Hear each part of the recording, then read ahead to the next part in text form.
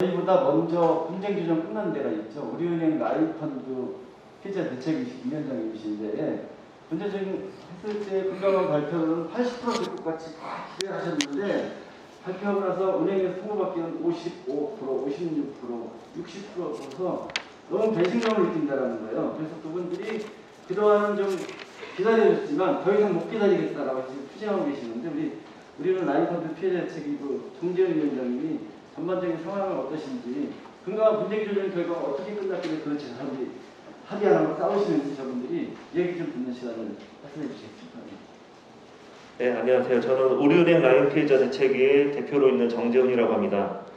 우선 우리은행은 분쟁가 끝났고요. 끝나고 난 다음에 우리은행에서는 자율배상한다고 해서 각자 사람들한테 사실관계 확인서를 작성을 하고 제출을 하면 내부 법률팀이 검토를 받고 배상 비율이 나오고 있어요.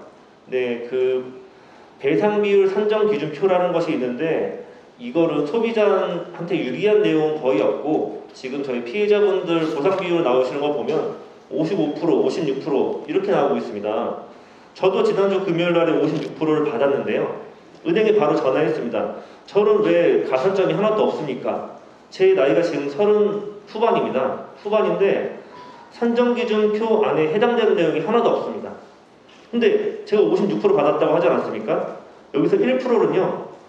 그 상품을 가입하는 사람들한테 그냥 1% 가산해 주는 겁니다 라고 얘기를 하는 겁니다. 저는 여기에 해당이 하나도 안 되면 어떻게 이거에 동의를 하고 사인을 받겠습니까? 라고 얘기를 하는데 더 이상 저희가 해드릴 수 있는 게 없습니다 라고 이렇게 얘기를 하더라고요. 저는 어디에서 가산점을 받을 수 있는지 아직도 그 산정기준표에 대해서 불공정하다라고 생각을 하고 있고 우리은행은 무역금융펀드에 대해서만 100% 보상을 해주겠다고 발표를 했었고 그 외에 아직도 해결되지 않은 펀드들이 아직도 많이 있습니다. 사람들은 라인펀드 보상 다 해주기로 하는 거 아니었어? 이렇게 얘기를 하지만 아직도 보상되지 않은 펀드들이 많이 있고 피해자들이 울고 계십니다. 그래서 저희는 지난 6월 16일 한투에서 결정한 내용 때문에 저희 고객들은 다시 한번 화가 나서 우리은행 본점 앞에서 7월 1일부터 계속 시위를 진행하고 있고요. 11시 반부터 오후 1시까지 점심시간 이용해서 많은 분들이 나오셔서 피켓 시위도 하시고 진행하고 계십니다.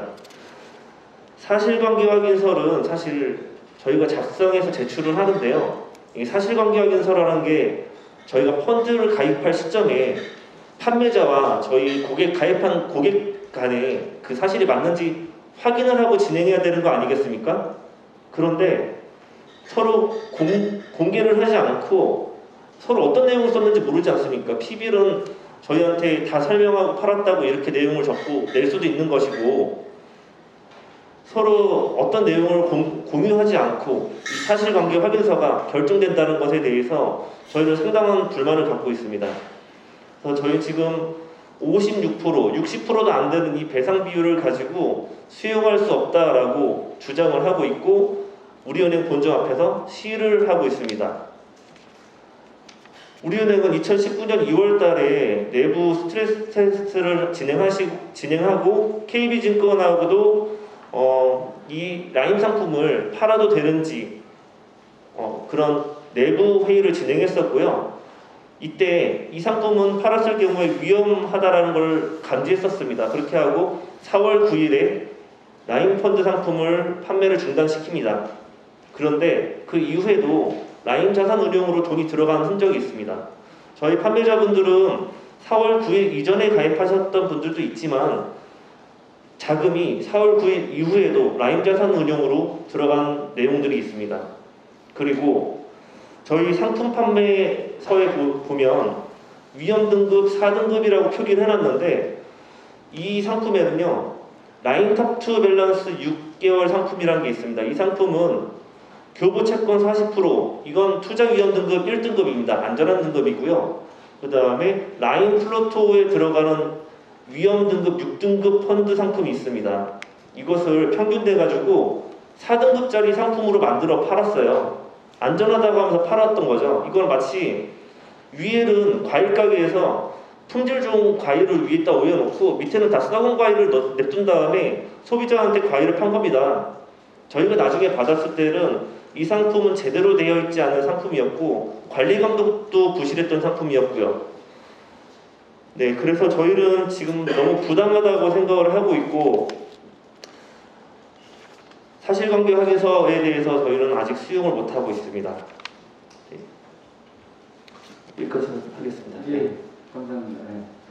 더 하실 얘기가 많이 준비한 게 있으신 것 같은데 여기서 이제 혹시 또 질의가 있으시면 질의 받겠습니다. 예, 예, 저쪽에.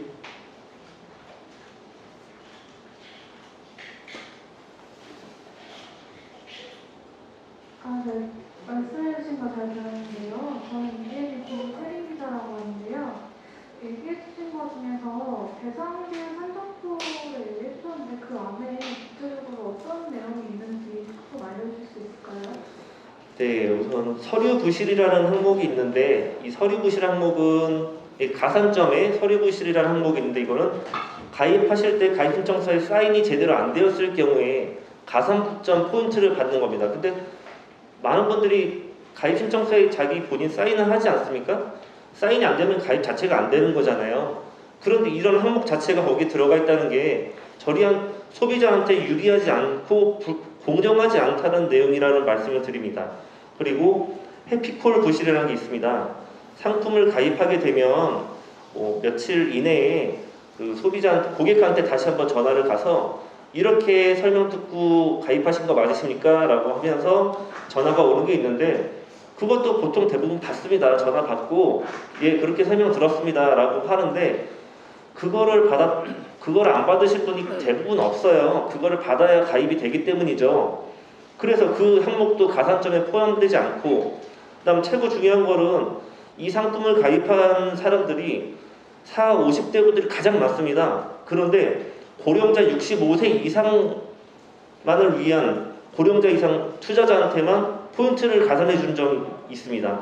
그것도 공정하지가 않습니다. 그런 내용들이 있고 마이너스 포인트 되는 내용들이 있습니다. 마이너스는요. 이 상품을 한 번이라도 가입했었는지 아니면 주식 투자를 했었는지 그리고 영리법인인지 이런 내용들에 따라서 마이너스 되는 부분들이 있는데 이런 것들이 거의 전반적으로 보시면은 소비자를 위한 내용들이 유리한 내용들이 거의 없습니다. 네. 예, 답변이 좀 되셨나요? 네, 근데 저 하나만 추가로 예. 여쭤볼게요. 그러면 대상길 산정표 말씀하신 거 들으면 약간 부당한 게 있는 것 같긴 한데 투자자분들이랑 대상길 산정표를 만들 거고 어떤 게 들어갈 예정이다 뭐 이런 얘기는 논의는 없었나요? 네, 그런 건 전혀 받아보지 못했고요. 금감원에서 분쟁 조정위가 끝났을 때 55% 기본 배상 비율로 자율 배상해라. 이때 금감원하고 판매사하고 조정이 돼서 그렇게 표가 만들어진 걸로 알고 있습니다.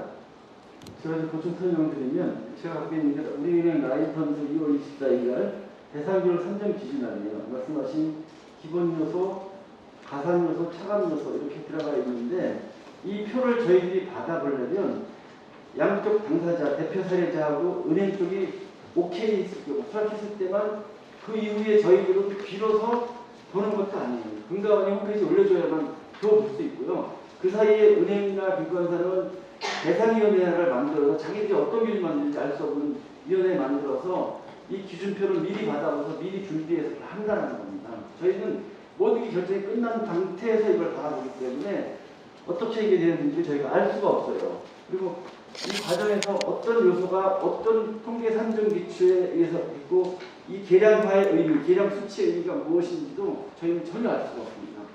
재료 펀드 때 5% 3% 했던 게 이번에 3% 뛰고 어떤 거 10% 들어가고 어떤 거 들어갔다가 이번에 빠지고 그래서 내 펀드별 내 형태마다 다 달라진다는 거죠. 그래서 굉장히 불합리하다. 추가로 말씀하실게요. 그 구조적으로 설명을 좀 드리면요. 그 배상별 산정 기준이 은행 그 상품별 그 다음에 판매자별 판매 회사별로 조금씩 달리 나옵니다. 여기에는 기본 배상 비율이라고 하는 게 있는데 이게 아까 말씀드린 적합성 원칙 위반, 설명 의무 위반, 부당 권익 금지 원칙 위반 이게 세 가지가 다 인정이 되면 40%에서 50% 정도 인정이 돼요. 그 다음에 뭐 두 가지가 인정되면 뭐 30%, 뭐 이런 식으로 인정이 되고요. 근데 여기서 부당권유 금지 원칙 위반은 여기에 분명히 여기에 이 표에 들어가 있는데 실제로는 인정이 안 되더라라는 말씀을 제가 아까 말씀드린 거고요. 그 다음에 공통가중 요소라고 해서 이 건은 25%가 인정이 됐어요. 이 공통가중 요소는 뭐냐면 내부 통제 부실 등 판매사 자체적으로 부실함이 있었다라는 것 때문에 공통가중을 하는 거예요. 그래서 여기서 어떤 데는 공통가중이 20%인 데도 있고 같은 펀드임에도 불구하고 어떤 판매사는 더 그 내부 통제가 더 부실했다 하면 25%, 좀 내부 통제가 덜 부실했다 그러면 20% 이렇게 되는 거죠. 그러니까 대체로 설명 의무 위반과 적정성 원칙 위반이 30%가 인정이 돼요. 그 다음에 공통가중 요소가 20%인 데는 30 플러스 20에서 50에서 시작을 하는 거고요. 공통가중 요소가 25%인 판매사는 30 플러스 25에서 55에서 시작을 하는 겁니다. 그러니까 50이나 55에서 시작한다는 얘기 자체가 실은 말이 됩니까? 부당권유 금지 원칙 위반 여기다 칸을 왜 만들어놨어요 도대체? 이대로라면 여기 있는 칸대로라면 부당권유 금지 원칙까지 위반하면 40%에다가 공통가중 요소 25% 해서 65%에서 시작을 해야 되는 거예요. 근데 부당권유 금지 원칙 위반은 마치 자기들이 인정할 수 있는 것처럼 표로 만들어 놓고는 실제로는 인정 안 한다고. 이거 기만하는 거죠. 그 다음에 가중 요소로 고령 투자자, 서류 보실, 모니터링 콜 부실, 비영리 공인법인 이런 게 있어요. 비영리 공인법인 이런 거는 뭐 사실은 거의 해당되는 데가 그리 많지 않고요. 일반 회사는 영리법인이잖아요. 그러니까 비영리 공인법인은 무슨 뭐 장학회 뭐 이런 데들 있죠. 이런 데나 인정되는 거고요. 그 다음에 서류 부실은 뭐 다 인정됩니다. 여기는 서류 부실은. 그 다음에 모니터링 콜 부실은 전화해서 가입하신 거 맞아요? 라고 모니터링 콜을 했냐 안 했냐라고 기계적으로 인정되고요. 고령 투자자 기준도 굉장히 기계적입니다. 그 다음에 투자 경험, 차감 요소의 투자 경험, 매입 규모, 얼마 매입했느냐라는 매입 규모, 라인 펀드 등 같은 펀드 수익 경험, 그 다음에 영리법인이면 또 차감돼요. 근데 영리법인이라는 게 회사는 다 영리법인이니까 특히 외관법인인 경우에 차감이 되는데 소기업은 제외됩니다만은 이 투자 경험이나 매입 규모, 라인 펀드 수익 경험, 영리법인 이런 게 전부 다 사실은 뭐냐면 옛날에도 투자해 봤으니까 당신들이 알아서 이거 가입하지 말았어야 되지 라고 비난하는 요소예요. 근데 그거를 아까 20% 투자자 자기 책임 원칙으로 20% 제한했죠. 투자 경험에서 또 깎는 거고요. 라인 펀드 수익 경험에서 또 깎는 거고 영리법인이라고 해서 또 깎는 거예요. 근데 사실 가리키고 있는 손가락의 방향은 다 똑같습니다. 너 원래 돈놀이 했던 사람 아니야? 너 원래 펀드 투자했던 사람 아니야? 그러니까 펀드 투자했던 기업 아니야? 그러니까 차감. 요 항목으로도 차감, 요 항목으로도 차감, 요 항목으로도 차감이에요. 20% 기본 차감 해놓고. 전 이게 굉장히 불합리하다고 생각합니다. 그래요. 투자 경험이 많은 사람이니까 더 주의 의무가 있을 수 있어요. 한 번만 하라고. 왜 항목만 달리해서 계속 투자 경험이 있고 영리기업이라는 이름으로 항목만 달리해서 계속 차감 요소를 넣는 거예요. 그러다 보니까 어떤 일이 벌어지느냐. 기업은행 같은 경우는요. 대부분 중소기업들이잖아요. 이분이 분쟁조정을 제가 대리했던 그 분쟁조정을 거부했던 분이 가장 고민하는 게 뭐였냐. 64%가 나왔는데 배상 비율이 도저히 납득할 수가 없는 거예요. 근데 이거를 받아들여야 되나 말아야 되나 가장 고민한 지점이 뭔지 아세요? 기업은행이랑 계속해서 나중에 기업은행에 대출을 부탁해야 될 수도 있는데 이것 때문에 걱정하시는 겁니다. 즉 그만큼 기업은행 디스커버리 펀드의 중소기업 우리 최창석 위원장님도 마찬가지인데 가입자들은 기업은행과의 관계 때문에 이 펀드에 가입한 경우들이 많아요. 근데 이렇게 굉장히 용기 있게 싸우시는 거예요. 기업은행과의 관계, 중소기업 하면서 주거래 은행과의 관계가 틀어지는 것을 걱정한단 말이에요. 중소기업 운영하는 분들은. 근데 이렇게 계속 투자 경험, 그 다음에 영리법인이니까 회사가 전부 다 영리법인이잖아요. 영리법인이니까 차감 이렇게 되면 차감 요소가 너무 많아진다. 이런 말씀을 드리는 겁니다. 그리고 과거에는 아까 말씀드렸다시피 금융 취약계층도 고령 투자자뿐만 아니라 주나 여성도 인정을 했었고, 그 다음에 이 돈의 출처와 용도가 뭐냐에 따라서도 더 플러스 알파를 해줬었단 말이에요. 근데 그런 게 다 없어졌어요. 이러면 안 되는 거 아닙니까? 예, 답변 되셨나요? 질문 한 분 받고 또 우리 다음 대표님 말씀 들어볼게요. 예, 저쪽에 예.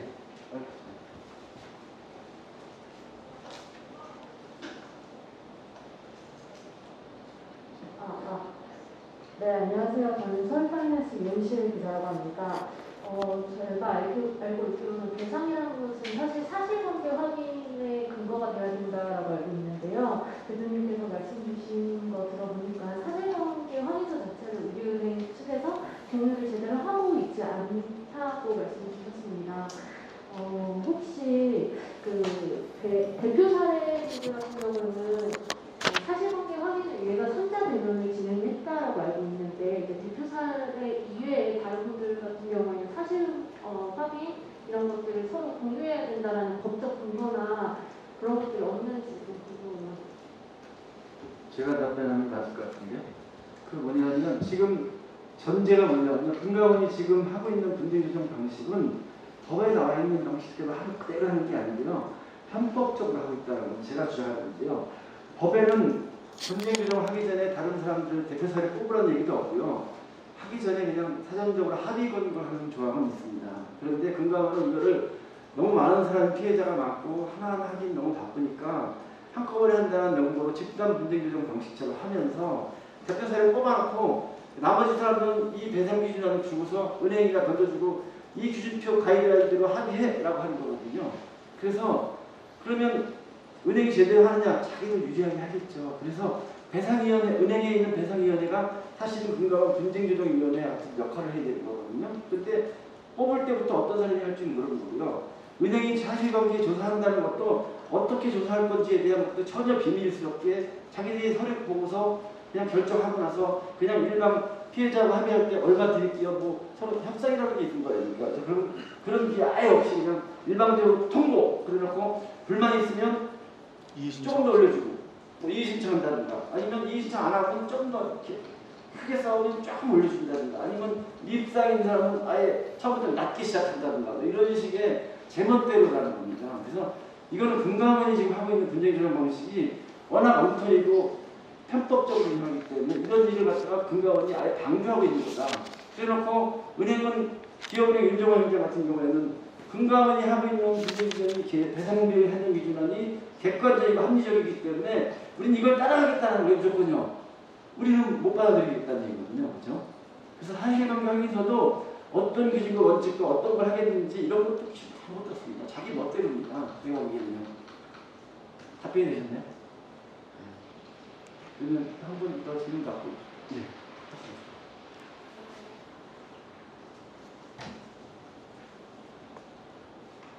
안녕하세요. 저 IMF 20년 강경 기자라고 합니다.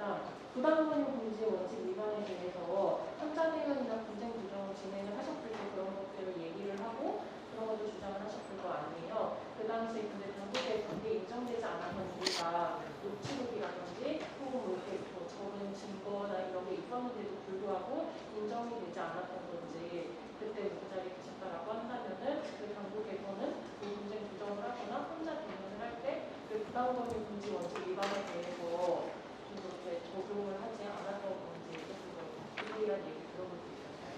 네, 제 3차 대면에 이분 부당금융 금지원칙 위반 3차 대면에서 제가 같이 들어갔고 그다음에 분쟁조정위원회도 같이 출석을 했는데요.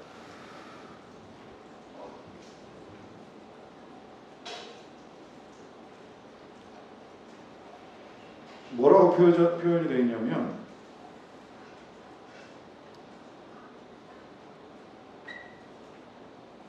좀 이해가 좀 안 가는데 이 피신청인의 판매 직원은 미국이 망하지 않는 한 이 사건 펀드는 안전하다는 말을 했다고 인정하지 않았고 귀하 역시 이를 객관적으로 입증할 수 있는 증거를 제출하지 못하고 있는 상황이다. 그럼 다 우리가 녹취해야 됩니까? 이거 원래 은행에 녹취 의무가 있거든요. 그 상품 설명할 때. 근데 우리가 입증하지 못했다라고 얘기를 하고 있고요. 판매 직원이 미국이 망하지 않는 한 이 사건 펀드는 안전하다는 말을 했다고 인정하지 않았다. 인정하지 않으면 인정 안 되는 겁니까? 누가 자기 형사처벌에 물론 근데 진짜 솔직하게 이야기하는 PB들도 계세요. 근데 그 PB들의 다른 이야기는 증거로 채택하지 않고 이 사건에 한해서 이 PB는 미국이 망하지 않는 한 이 사건 펀드는 안전하다는 말을 안 했다라고 얘기했다는 거를 왜 그렇게 믿어줘요? 예. 그러면은 그 문제 규정이나 혼자 비전에 올라와서 그걸 인정하지 않는 PB분 외에 뭐 사실확인 표를 통해서 그런 거를 뭐 이렇게 조금 인정을 하시거나 뭐 사실대로 인정하신 PB분도 있을 거 아니에요? 있습니다. 많이 있습니다. 의견은 네. 그냥 이 단일한 사건 것만 보면 그 당사자가 인정하지 않았다는 말이 맞아요. 근데 다른 PB들이 인정한 사람들이 꽤 많단 말이에요. 근데 그거는 왜 안 갖다 쓰냐고. 삼재되면 이해가 안 가요. 잠시만요. 그 다음에요. 6개월 3% 세전 연 3% 수준 추구 이런 거 적어줬어요. 예전에는 이런 거 적어주면 금감원에서 이런 거 이렇게 적어준 정도로 확실하게 확정 수익이나 확정 금리를 보장을 해야 부당권의 금지원칙 위반인데 그런 건 없지 않냐라고 얘기를 했어. 근데 이번에는 그렇게 적은 거를 제출을 했더니 단정적 판단을 이렇게 썼음에도 불구하고 단정적 판단을 제공하거나 확실하다고 오인할 소지가 있는 내용을 알린 것이라고 해석하기는 어렵다. 이게 어떻게 어렵죠? 이게 여러분들 이해가 어려우세요? 6개월 3% 괄호 열고 세전 연 3% 수준 추구 만기일 7개월 수준이라고 적어줬어. 스티커를 붙여준 데도 있고. 근데 이게 확정적인 수익을 제공한다고 해석하기가 어렵다. 해석이 저희 여쭙고 싶습니다. 이게 확정적 수익을 제공한다라고 해석하기가 어려우세요? 이렇게 손으로 적어줬는데 그게 도저히 납득이 안 가는 거예요. 부당권의 금지원칙 위반을 인정하지 말아야 되겠다라고 작정을 하지 않고서야 어떻게 이렇게 판단을 하죠? 이렇게 판단을 해서 우리한테 보내줬어요.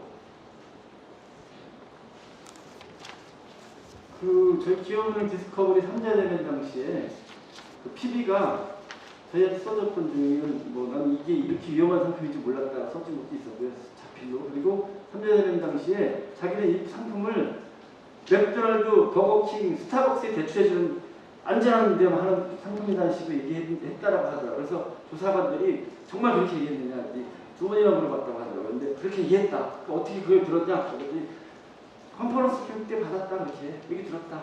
그렇게 얘기했다는 거예요. 네.